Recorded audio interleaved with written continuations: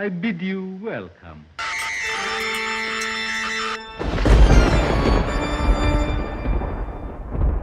For the next 3 days, I'll be covering the first canonical sequels to the three main Hammer horror movie series: Revenge of Frankenstein, The Brides of Dracula, and The Curse of the Mummy's Tomb. Let's talk about Frankenstein first. The Curse of Frankenstein was a runaway hit for Hammer, and so sequels were in order. However, they took a bit of a different direction. Unlike the Universal Monster series, which followed the Karloff monster, it instead followed Dr. Frankenstein himself, played by Peter Cushing.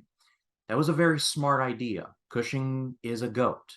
The series would center around whatever cockamamie creature or thing that Frankenstein would cook up with in any given scenario.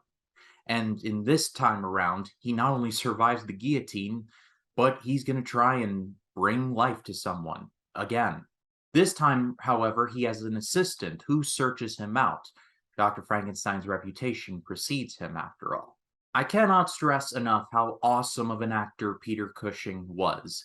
He was just fantastic. If you just know him as Grand Moff Tarkin from the original Star Wars, seek out his other films because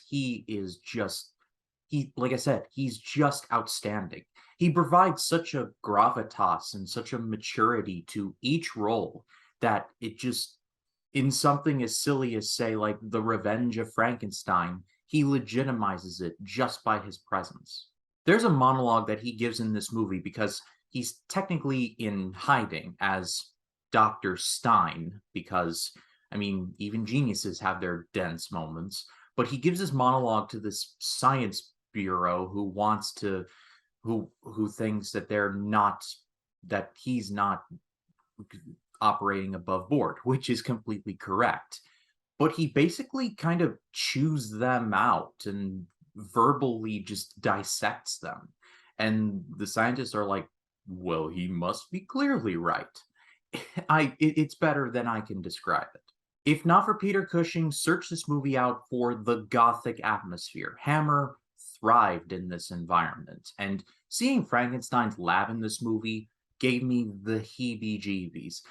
At a certain point, I was watching this movie and I was saying to myself, they say COVID was created in a lab in Wuhan. No, it was created in this place because everything is so crude and just dirty. The science is just so primitive and basic that it almost doesn't feel like a lab. It adds to the environment so much.